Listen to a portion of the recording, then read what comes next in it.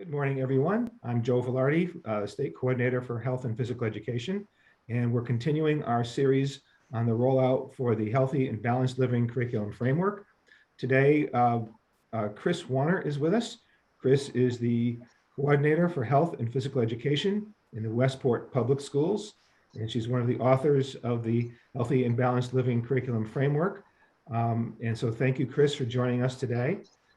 Chris's topic is going to be about how social and emotional learning is rolled out in the framework.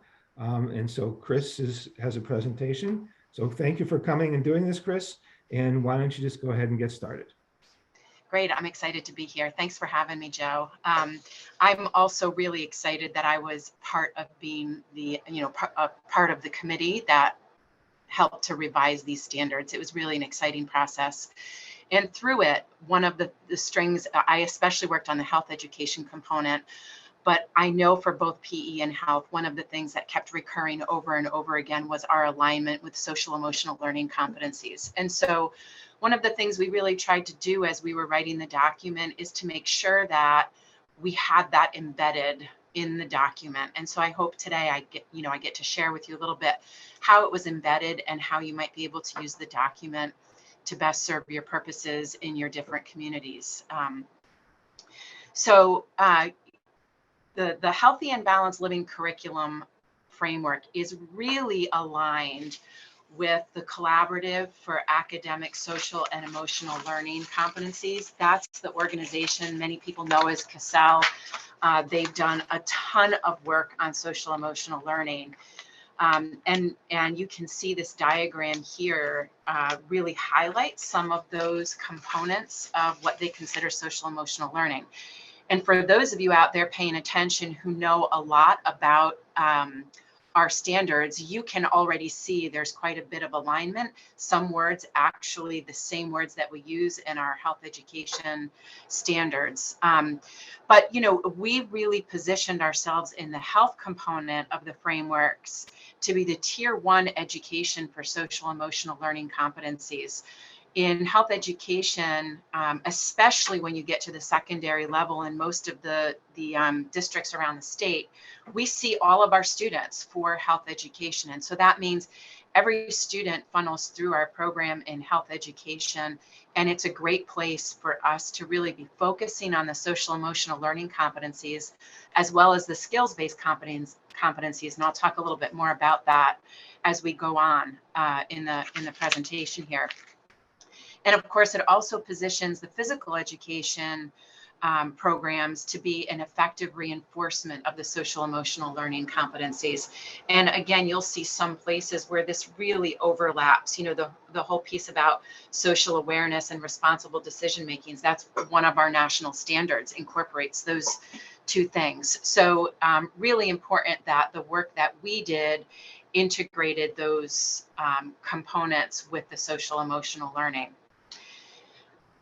According to CAS-CIAC, which is this great organization, I highly encourage anyone who's really committed to focusing on social emotional learning, and I would dare say if you're a health and PE teacher, you are, that you visit CAS-CIAC.org, because there are so many resources on there and so much information about social emotional learning, and you can see so clearly where it integrates.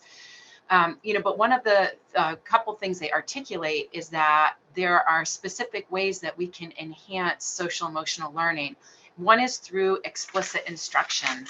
And in both health and PE, we have the opportunity to really offer explicit instruction in social emotional learning competencies through the standards that are already aligned with them.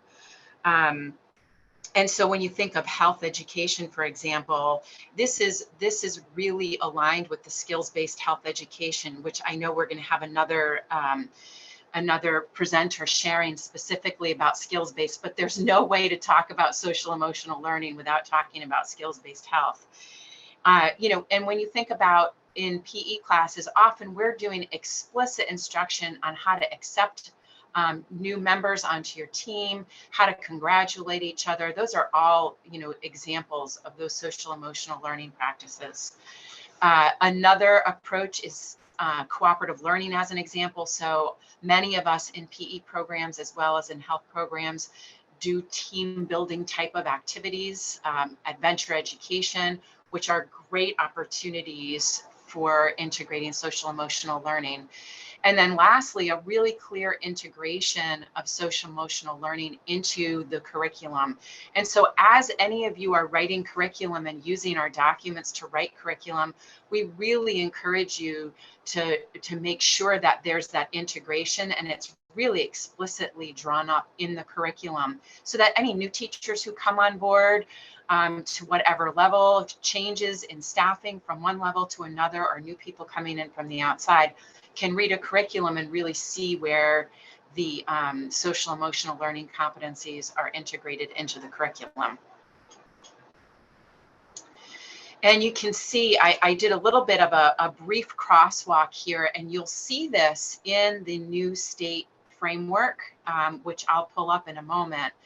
But the SEL competencies are on the left, and you can see that we did a crosswalk that are specifically delineated in the document. So self-awareness is really related to national standards 4 and 5, self-management to standards 2 and 3. And you can see this all the way through that document. I don't, this particular slide, I don't need to say that in there, but if you go to pages 53 and 54 in the new framework document, you will see a more detailed crosswalk in there that can help you to organize the curriculum that you're writing and the work that you're doing with the social emotional learning competencies. And then for the health education, you will see this very specifically in the document, where you can see the social emotional learning competencies and the health education competencies are really aligned. You can see self-management, for example, that is the exact name of one of the standards in health education. And you can see where they cross over here underneath where, for example, it says self-awareness and it's aligned with National Health Education Standard number 8, which is advocacy. Underneath, you can also see that it is in a less direct way, but also aligned with analyzing influences and accessing valid information. So often there are multiple standards that are actually connected to the social emotional learning competencies. And if you go to pages 7 through 9 in the document, you will see, a more articulated crosswalk. And when I say the document, I'm referring to the new frameworks that are on our state website. It's still, put in there in draft form, but that's going to be updated soon so that you can have full access to the fully revised document. I think one of the really important things to share, and you'll see it on this slide right here, is how do we take the curriculum, and I'll focus on health first. How do you take that curriculum and really make sure you're connecting social emotional learning competencies with the content that we deliver? I mean, all of you who teach health education know that we have a lot of mandates that we need to deliver. And on this slide, you see some of those mandates on there, like the alcohol, nicotine, and other drugs. That's one of our mandates that we need to teach.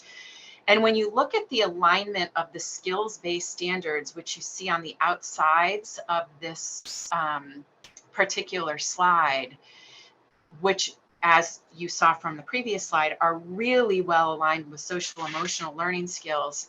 If you take those skills-based standards and you really align them with the content that you're teaching, you can really be sure that not only are students learning social emotional skills, but they're also getting the skills-based standards, so that when students leave programs that we've designed, that it's not just knowledge about content they have real world skills that will help them to make really good decisions and move their health forward as they move into their adult lives. So you can see this is one example. You could take analyzing influences, for example, and pair it with alcohol, nicotine, and other drugs, so that as students are learning about alcohol, nicotine, and other drugs, they're doing it through the perspective of analyzing influences in their lives that would help them develop resiliency skills against the use of alcohol, nicotine, and other drugs, or make them more susceptible to it. And so, the analyzing influences is one of the social awareness skills of social emotional learning competencies.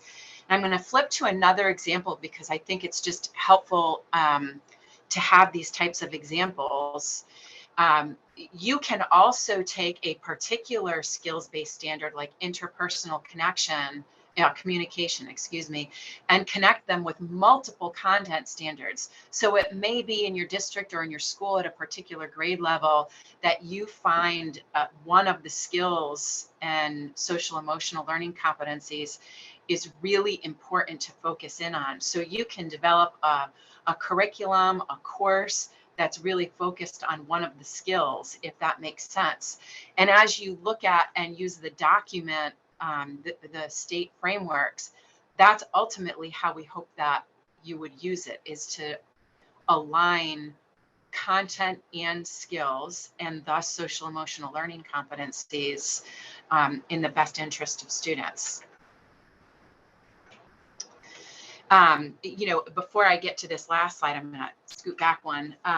In the PE programming, where it's not quite as aligned outwardly as it is in the health-based standards, really important that you're explicit about those social emotional learning targets and standard 4, and being really explicit with students when you design your instruction. And so when you go into the document, that's the new frameworks, to make sure you're looking at the standards, particularly standard 4, and how it aligns with the social emotional learning competencies as you're teaching students any of the other standards that are an important part of the curriculum.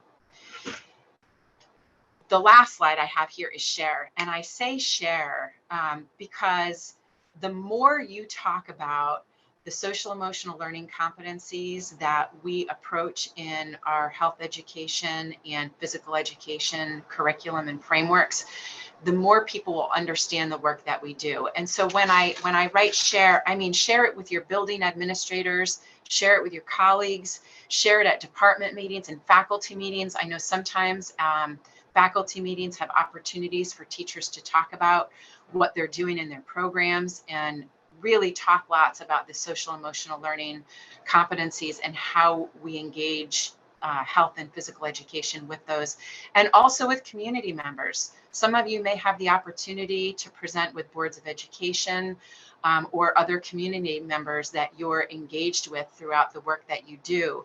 And the more that you share with people that we do a lot of work with social emotional learning, and it's embedded into our frameworks and it's embedded into our curriculum, the more people are going to understand the depth of the work that we do. So I hope you find this helpful, and I hope that as you dig into the actual document that's on the state website, that you find that really helpful.